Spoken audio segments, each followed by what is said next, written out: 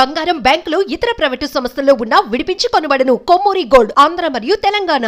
YCP అధినేత మాజీ ముఖ్యమంత్రి వైఎస్ జగన్మోహన్ రెడ్డి వినుకొండకు వెళ్తున్నారు. వినుకొండలో రషీద్ కుటుంబాన్ని పరామర్శించడానికి ఆయన వెళ్తున్నారు. వర్షాన్ని సైతం లెక్క చేయకుండా జగన్మోహన్ రెడ్డి గారు వెళ్తున్న పరిస్థితి మనకు కనిపిస్తుంది.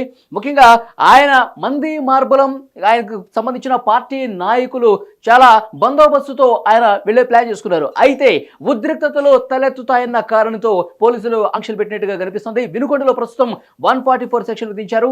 ఆయన తాడేపల్లి నుంచి బయలుదేరినటువంటి వైఎస్ జగన్మోహన్ రెడ్డి గారు అక్కడ చుట్టుపక్కల నియోజకవర్గాల్లో చాలా మంది వైఎస్ఆర్ కాంగ్రెస్ పార్టీ నాయకులు కొంత కాన్వాయ్తో జగన్మోహన్ రెడ్డి వాహనం వెంట వెళ్లే ప్రయత్నం చేశారు. అయితే ఇంతమంది వెళ్లే అవకాశాన్ని పూర్తిగా తోసిపుచ్చారు పోలీసులు. ముఖ్యంగా ఎందుకంటే 100 మంది వెళితే కనుక అక్కడ మరింత ఉద్రిక్త పరిస్థితులు ఏర్పడతాయి. కాబట్టి జగన్మోహన్ రెడ్డి గారు కేవలం కొంతమందితో మాత్రమే, జగన్మోహన్ రెడ్డి గారు అండ్ వెనకాల 2 వాహనాలకు మాత్రమే అనుమతి ఇచ్చినట్టుగా తెలుస్తుంది. ఇంకా వినుకొండలో 144 సెక్షన్ కూడా అమల్లో ఉంది. దాంతోపాటు గతంలో మనకు తెలుసు వైఎస్ జగన్మోహన్ రెడ్డి గారికి బుల్లెట్ ప్రూఫ్ కాన్వాయ్ ఉండేది. కానీ ఆ కాన్వాయ్ కూడా లేని నేపథ్యంలో ప్రస్తుతం ఒక ప్రైవేటు కారులో జగన్మోహన్ రెడ్డి గారు వినుకొండకు వెళ్తున్నటువంటి పరిస్థితి కనిపిస్తుంది. సో మరోవైపు రషీద్ కుటుంబాన్ని పరామర్శించే విషయానికి సంబంధించి నిన్ననే స్పష్టమైన ప్రకటన చేశారు. తెలుగుదేశం పార్టీ పూర్తిగా ఆ ప్రభుత్వం వచ్చిన తర్వాత, కూటమి ప్రభుత్వం వచ్చిన తర్వాత తమ పార్టీ కార్యకర్తలు ఇబ్బంది పెడుతుంది, ఇలాంటి హత్యా రాజకీయాలు చేస్తుంది, కేంద్రానికి కూడా నేను కంప్లైంట్ చేస్తానని చెప్పారు. ప్రధాని మోదీకి ఆల్రెడీ లేఖ రాసిన పరిస్థితి కూడా మనం చూసాం. సో ఈ రకమైనటువంటి వ్యాఖ్యలు చేస్తున్న నేపథ్యంలో ఇటు తెలుగుదేశం పార్టీ నాయకులు కావచ్చు, కూటమికి సంబంధించిన నాయకులు కూడా కొంత విమర్శలు స్టార్ట్ చేశారు. వైఎస్ జగన్మోహన్ రెడ్డి గారు గతంలో మీరు ఇలాంటి శవ రాజకీయాలు చేశారు కాబట్టి, గతంలో ఇలాంటి పరిస్థితి ఉంది కాబట్టి మీకు 11 స్థానాలు కట్టబెట్టినటువంటి పరిస్థితి. మళ్ళీ అలాంటి సిచ్యువేషన్ రాకుండా చేసుకోండి. శవాల మీద పేలాలు ఏరుకున్నటువంటి సంస్కృతికి ఇక విడనాడండి అని చెప్పి అటు నుంచి కూడా విమర్శలు వస్తున్న పరిస్థితి కనిపిస్తుంది. సో కొంత లేటెస్ట్ ఇన్ఫర్మేషన్ తెలుసుకునే ప్రయత్నం చేద్దాం. కటా కార్తీక్ పొలిటికల్ లీడర్ మనకి న్యూస్లో నుంచి లైవ్లో జాయిన్ అయ్యారు. సో కార్తీక్, జగన్మోహన్ రెడ్డి గారు ఒక ప్రైవేట్ వెహికల్లో వెళ్తున్నారు. ఒకవైపు పోలీసు ఆంక్షలు కనిపిస్తూ ఉన్నాయి, ఎక్కువ మంది వెళ్ళడానికి అవకాశం లేదని చెప్పారు. వినుకొండలో 144 సెక్షన్ కనిపిస్తోంది. సో ఈ పరామర్శని ఏ విధంగా చూడాలి? వర్షం భారీ ఎత్తున జగన్మోహన్ రెడ్డి గారు వెళ్తూ ఉన్నారు. ఆంక్షల మధ్య కేవలం కొద్ది మంది మనతో కలిసి మాత్రం 3 వెహికల్స్ అనుకుంటా, ఐ థింక్ 3 వెహికల్స్లో జగన్మోహన్ రెడ్డి గారు అక్కడికి వెళ్తున్నారు. ఏదో వినుకొండకి వెళ్తున్నారు. అసలు వినుకొండలో ఏం జరిగిందని వెళ్తున్నారు, ఒకసారి ప్రేక్షకులకు క్లారిటీ ఇచ్చే ప్రయత్నం చేద్దాం. వాస్తవానికి రషీద్ ఎవరైతే చనిపోయారో ఆ రషీద్ని పరామర్శించడానికి జగన్మోహన్ రెడ్డి గారు వెళ్తున్నారు. ఆ రషీద్ చంపింది ఎవరు అంటే జిలానీ అని ఇంకొక యువకుడు చంపడం జరిగింది. అతను ఎందుకు చంపాడు, ఈ రషీద్కి జిలానీకి మధ్య ఉన్నది కేవలం రాజకీయ వైరమా, వ్యక్తిగత వైరమా, ఇది కూడా చర్చించే ప్రయత్నం చేయాల్సి వచ్చినప్పుడు వాస్తవానికి వీరిద్దరూ కూడా ఒకప్పుడు వైసీపీ కార్యకర్తలే. వైసీపీ అధికారంలో ఉన్నప్పుడు ఇద్దరు వైసీపీ పార్టీలోనే ఉన్నారు. వీరిద్దరి మధ్య వ్యక్తిగత కక్షలు ఉన్నాయి. వ్యక్తిగత కక్షలు ఉండటం ఫలితంగా అప్పుడు గత ఏకాదశి రోజు రషీదు అక్కడ లోకల్ ఎమ్మెల్యే పోర్బలంతో అక్కడ ఖాన్ అనేటువంటి లోకల్ లీడర్ అతను అండదండలతోటి ఈ జిలానీ ఇంటి మీదకి వెళ్ళి దాడి చేసి అతను బైక్ను కూడా తగలబెట్టి ఆ రోజు చేశాడు. అది మనసులో పెట్టుకున్న జిలానీ లోకల్ వైసీపీ క్యాడర్ రషీద్కే సపోర్ట్ చేయటం ఏదైతే ఉందో దాన్ని జీర్ణించుకోలేక అతను ఎన్నికల ముందు టీడీపీలోకి వెళ్ళాడు. ఇప్పుడు టీడీపీలో ఉన్నటువంటి జిలానీ గతంలో తన మీద చేసిన దాడిని దృష్టిలో పెట్టుకొని రషీద్ని అంతమందించే ప్రయత్నం చేశాడు. గతంలో ఎమ్మెల్యే అండదండలు ఖాన్ అండదండలు ఉండటం వల్ల రషీద్ని ఏమీ చేయలేకపోయిన జిలానీ ఇది మనసులో పెట్టుకొని తన ఇంటి మీదకి వచ్చి తన మీద దాడి చేసి తన బైకును దగ్గర పెట్టినటువంటి రషీద్ మీద ఇవాళ కక్ష తీర్చుకున్నాడు. ఇది ఖచ్చితంగా ఖండనీయం. ఎవరి మీద దాడి చేసినా, ఎవరిని చంపినా ఇది ఖండనీయం. కాకపోతే ఇది కేవలం వ్యక్తిగత కక్షల ఫలితంగా జరిగినటువంటి హత్యాకాండ. దీంట్లో రాజకీయ కోణాలు లేవు. సరే, ఎనివే వెళుతున్నారు జగన్మోహన్ రెడ్డి గారు. ఏదైతే చనిపోయిన కుటుంబాన్ని, రషీద్ కుటుంబాన్ని పరామర్శించడానికి వెళుతున్నారు, సంతోషం. మొత్తానికి ప్యాలెస్ల నుంచి పబ్లిక్కి చేరుతున్న జగన్మోహన్ రెడ్డి గారికి మనం స్వాగతం చెప్పాలి. కానీ జగన్మోహన్ రెడ్డి గారు వెళ్ళే దారిలో తాడేపల్లిలో నుంచే వెళతారు. తాడేపల్లితో అక్కడ ఆగి కొద్దిసేపు రైతులతో ముచ్చటించి ఈ సంవత్సర పరిపాలన ఎలా ఉంది, ఈ 1 మంత్ కూటమి పరిపాలన ఎలా ఉంది అనేది ఒకసారి రైతులతో మాట్లాడితే చాలా బాగుంటుంది. వెళ్ళే తర్వాత తెనాల్లో కూడా అక్కడ ఎమ్మెల్యే చేత ఎలక్షన్ టైంలో చెంపదెబ్బ తినబడేటువంటి వ్యక్తిని పరామర్శించేసి మా ఎమ్మెల్యే నిన్ను చెంపదెబ్బ కొట్టాడు, మా ఎమ్మెల్యే పరువు తీశాడు, మా ఎమ్మెల్యేని సస్పెండ్ చేస్తున్నాను, ఎలా ఉంది ఏంటి పరిస్థితి అనేది అక్కడ ఎవరైతే సామాన్యుడు ఉన్నాడో లైన్లో రమ్మన్నందుకు చెంపదెబ్బ తిన్నటువంటి ఎమ్మెల్యే చేతిలో దెబ్బలు తిన్నటువంటి ఒక సామాన్యుడు ఉన్నాడు. ఆ సామాన్యుడితో కూడా ఒకసారి మాట్లాడి వెళితే చాలా బాగుంటుంది. తర్వాత అనేక హత్యలు అదే పల్నాడు జిల్లాలో గోడలు కట్టారు, ఊళ్ళకి మధ్య గోడలు కట్టారు. బజారుకి మధ్య గోడలు కట్టారు. కొన్ని కుటుంబాలను ఖాళీ చేసి మీరు ఈ ఊళ్ళో ఉండడానికి వీలేదని పొమ్మన్నారు. ఆ రోజు వైసీపీ వ్యతిరేకండి. ఆ లోకల్ బాడీ ఎలక్షన్స్లో పోటీ చేస్తామంటే చంపేస్తామని బెదిరించారు, చంపేశారు. వాళ్ళందరినీ పోయి పరామర్శించి ఆ గోడ దగ్గర పోయి ఆ గోడను కూర్చేస్తూ ఉన్నారు. ఈ గోడ మా ప్రభుత్వం కట్టబడింది కదా, మా పార్టీ వాళ్ళు కట్టారు కదా, ఆ గోడ దగ్గరికి కూడా పోయి జగన్మోహన్ రెడ్డి గారు పరామర్శించి ఈ గోడని నేను అధికారంలో ఉన్నప్పుడు ఏమీ చేయలేకపోయినా కూటమి వచ్చేలా కూర్చేస్తున్నారు. మనుషుల మధ్య గోడలు ఉండకూడదు, మనుషుల మధ్య ప్రేమానురాగాలు మాత్రమే ఉండాలి, మనుషుల మధ్య కక్షపూరిత రాజకీయాలు ఉండకూడదు అని చెప్పేసి ఆ గోడను కూడా పరామర్శించి వెళ్తే చాలా బాగుంటుందేమో. గత ప్రభుత్వంలో వైఎస్ఆర్సీపీ అధికారంలో ఉన్నప్పుడు ఈ హత్యా రాజకీయాలు, ఈ విష సంస్కృతి ఆ ప్రభుత్వంలోనే ఎక్కువ ఉందని చెప్తున్నారా? అంతేనా? చాలా క్లియర్. ఇంకా చాలా ఉదాహరణ చెప్తాను నేను. ఇప్పుడు పల్నాడు జిల్లాలో అది ఎమ్మెల్యే ఒక ఎమ్మెల్యే ఎవరైతే ఈవీఎం పగలగొట్టారో ఈవీఎం పగలగొట్టాలని ప్రశ్నించినందుకు అతను కత్తు కటాలతో వెళ్ళి దాడులు చేశారు కదా, ఆ కత్తులు కటాలతో దాడికి గురైనటువంటి టీడీపీ కార్యకర్తను కూడా పరామర్శించి మా ఎమ్మెల్యే ఇప్పుడు జైల్లో ఉన్నాడు, అతన్ని పరామర్శించడానికి వెళ్ళాను.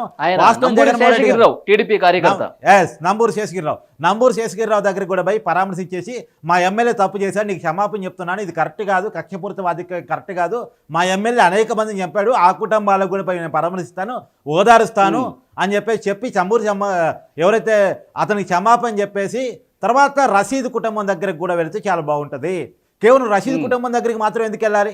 ఈ కుటుంబాలు అందరినీ పరామర్శించు రషీద్ కుటుంబం దగ్గర కూడా జగన్మోహన్ రెడ్డి గారు వెళితే వెల్కమ్ చేయొచ్చు.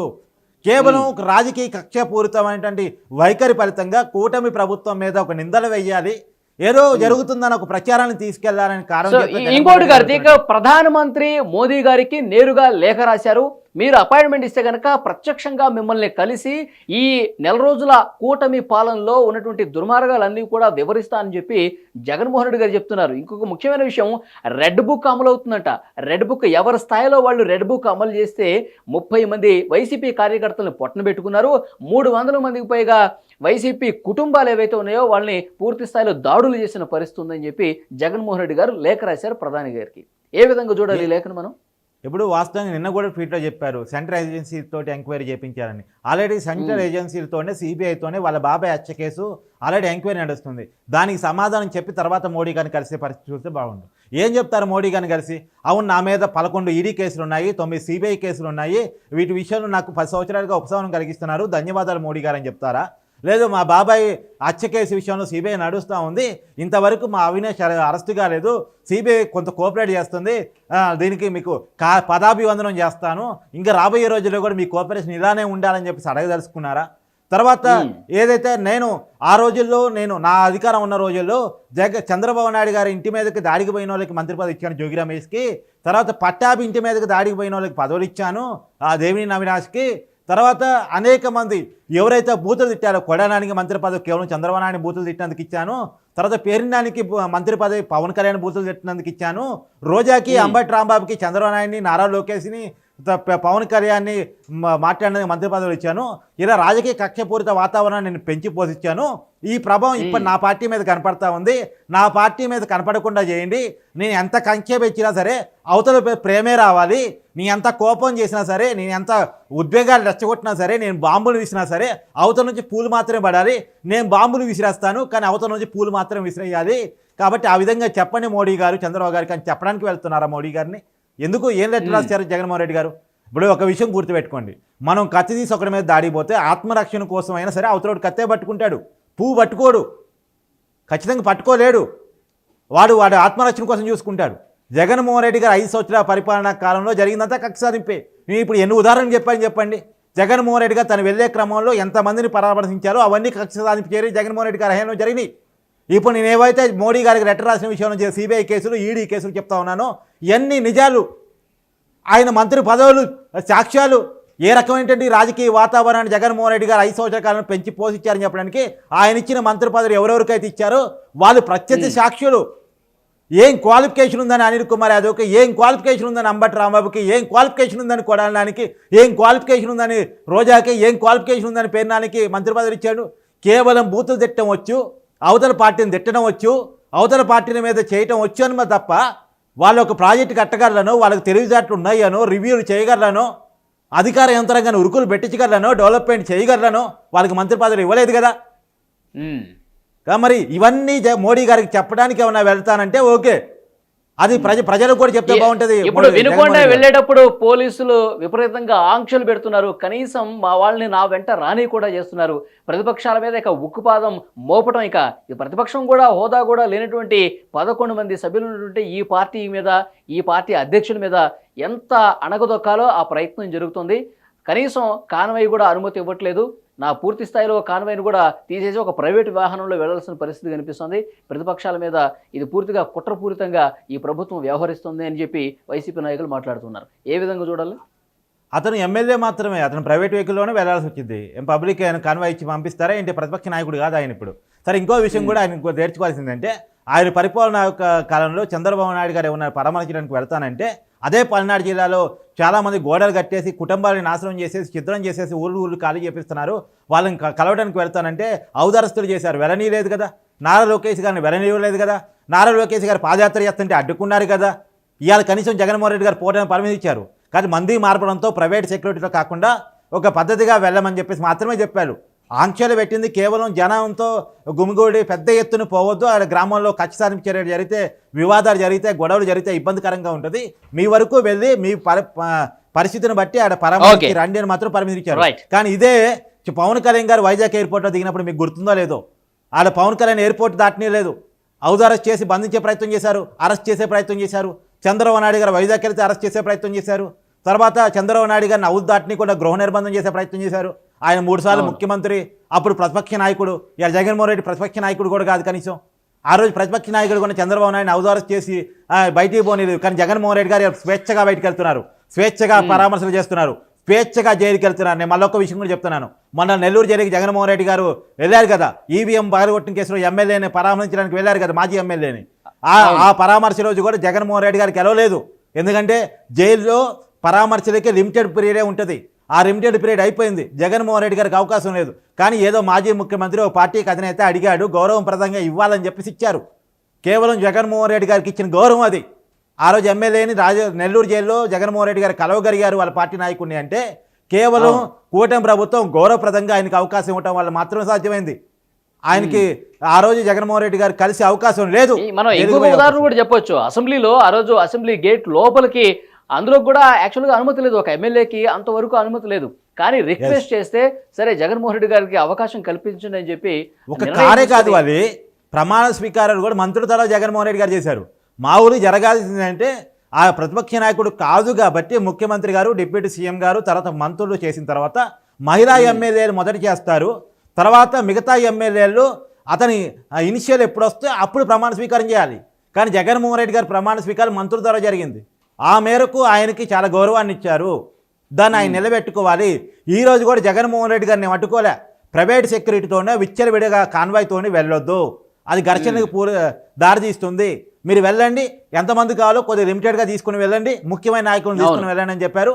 వాళ్ళ వరకు తీసుకుని జగన్మోహన్ రెడ్డి గారు వెళ్ళి రషీద్ కుటుంబాన్ని పరామర్శించేసి వాళ్ళకి ఏదైనా ఆర్థిక సాయం చేయగలిగితే చేసి వస్తే బాగుంటుంది. సో చూద్దాం, వినుకొండకైతే జగన్మోహన్ రెడ్డి గారు బయలుదేరారు. ఈ ప్రభుత్వం హత్యా రాజకీయాలను ప్రోత్సహిస్తోందని చెప్పి ఆల్రెడీ ప్రధాని మోదీ గారు కూడా లేఖ రాసిన పరిస్థితి కనిపిస్తుంది. ఇప్పుడు వినుకొండలో 144 సెక్షన్ విధించిన పరిస్థితి, ఎక్కడికక్కడ పోలీసు పహారా కనిపిస్తుంది. మాజీ ముఖ్యమంత్రి వైసీపీ అధ్యక్షులు జగన్మోహన్ రెడ్డి గారు వినుకొండకి వెళుతున్నటువంటి సిచ్యువేషన్ కనిపిస్తుంది. ఆయన వెంట ఉన్నటువంటి కాన్వాయ్ను పూర్తిగా ఆపేశారు, కేవలం 2 వెహికల్స్కి మాత్రమే అనుమతించారు. ఎందుకంటే ఉద్రిక్తతలు రేపే అవకాశం ఉన్న నేపథ్యంలో, అనుమానం ఉన్న నేపథ్యంలో పోలీసులు ఎక్కడికక్కడ పూర్తి స్థాయిలో పహారా కాసి ఈ పరిస్థితిని చాలా క్షుణ్ణంగా పరిశీలిస్తున్నట్టుగా సమాచారం వస్తోంది.